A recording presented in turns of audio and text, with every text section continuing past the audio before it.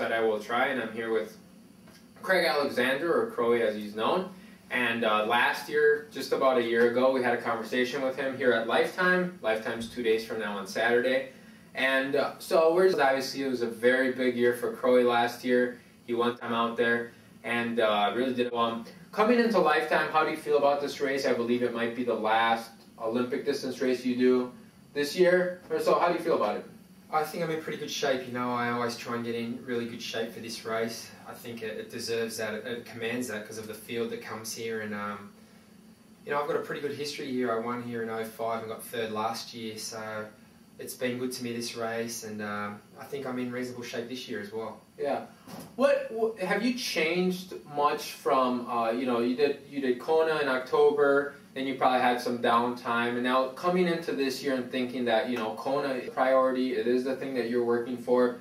Have you made any adjustments as far as your training and as far as like mileage, as running or biking or? Definitely, you know, I think obviously Kona is the main focus for me this year, and I've been fortunate throughout my career. I've won a lot of the races that I've wanted to win, and that's sort of the one I've got on my radar now. I'd really like to do well there and be competitive again this year. So I think what it's forced me to do is just plan a little bit more. I think when you're trying to fit Ironman racing into your schedule, you have to sort of plan the schedule and the training blocks a little better, so you can factor in the recovery, factor in, you know, the overload periods where you need to get the adaptations, get the endurance, do the strength, and also a bit of recovery time and sharpening up time for racing as well. So that's been the major change. Obviously there's a lot more volume in my program now, my training program, and just planning a bit more and scheduling things.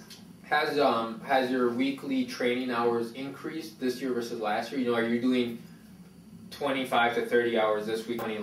Last year, where maybe you were doing more fast stuff and now you're doing longer stuff, or it's mostly stay the same? I think it's pretty similar. I mean, obviously I did Kona last year as well, so it was in my schedule last year, and my schedules last year and this year are pretty similar. So in about a week and a half, I will start my Kona build-up, okay, and that's when the hours will really go up. Will that be in Boulder? Yeah, that'll be in Boulder. Yeah. Okay. So I'm going to do the majority of my lead-up weeks in Hawaii before the race. So did you do that last year? I did, yeah. Okay. And it seemed to work well. I think the main thing was it just started getting a little cold in Boulder, and, you know, I was trying to acclimatise, and never having raced in Kona before, I just wanted to visualise, get a visual of what the course was like.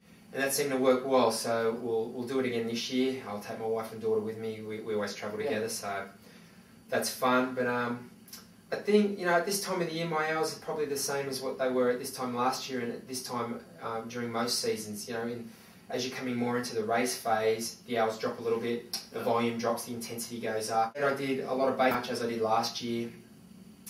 And as you do for most seasons, you lay the groundwork early in the year for the season ahead. So let me ask you that, because I mean one of the most impressive runs that we've seen this year was your 1:15 that you laid down just a few weeks ago. And so do you feel like your running is stronger at this point? Your long distance running, your half marathon running is stronger at this point this year than versus last year? I definitely feel fitter and stronger than this time last year. Obviously last year I had a lights out season. I won 7 or 8 races, and hasn't been anything like last year as yet.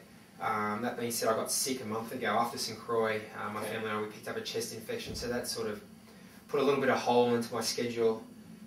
That being said, then my form, I mean, and I feel it still is good. So, and I think I can credit that to the fact that when you do more of the long distance training and the Ironman training, and obviously for the running as well, you've got to run a marathon, you know, you get the benefits from that even in the short course racing down the track. So I do feel like my halves, I mean, the half marathon I ran in St. Crowie, even though it was a similar time to what I did last year, felt a lot easier, a lot more comfortable. Right. Probably in tough conditions than last year as well. Well, that's what everybody was talking about. It was tough conditions, and not only that, but you, like before, you had to run down some guys, and then just take off. No doubt. I think the endurance and strength that you get from Ironman definitely comes. You get the benefits from it in your short distance racing, or say your Olympic distance racing and half Ironman racing. You know, once you recover from the Ironman and you freshen up and you start another preparation, you start from a higher point. Yeah. And I've noticed I felt a lot more comfortable in the halves that I've run since Hawaii. Yeah. One question that I've been asking all the pros here today, and for you, this will be a good question because you're not competing in Beijing. But who do you think, either on the guys' side or the women's side, you'd be completely surprised if they weren't on the podium? Or on the flip side, who do you think really has the possibility to come in first or second? And now I know you're biased because you come from a certain country. Everybody has their country bias. But who has impressed you here in the past 12 months, let's say, leading up to Beijing? You know, it's a hard thing to pick, hard thing to call. I mean, my pick from about 6 or 7 months ago is sort of my dark horse and my sleeper was Andy Potts, and he didn't make the team. So yeah. I think that's the nature of the sport now. There's so much depth and it's so competitive. You could probably pick 5 or 6 guys. I haven't done the ITU style of racing for 3 years now, but one guy who all the other boys tell me about, Javier Gomez, he seems to be really consistent. Yep. A young guy from Spain who wins a lot of races. What about on the women's side? Women's side, obviously being Australian, I think Emma, and I hope Emma will win. I think she will win too. So, obviously she's got a great adversary in Vanessa Fernandez, but. And then, you know, you can never write anything off. I think if it's one thing that we've seen in the past at the major championships and the big races, you know, there's some people can come through. And on form, though, I'd like to think Emma was definitely a medal chance. Yeah. And on the men's side, apart from Gomez, he's just totally consistent. He performs well in all styles of racing. He's Bevan Doherty from New Zealand. Totally consistent guy. I do a bit of training with him in Boulder. I know he's in great shape. I know he's totally focused. And you got second at High V. Second at High V. He also got second at Vancouver Worlds. He's always up there or thereabouts. Very consistent in all 3 disciplines. You know, he doesn't really have a weakness, and I like him to get a medal as well.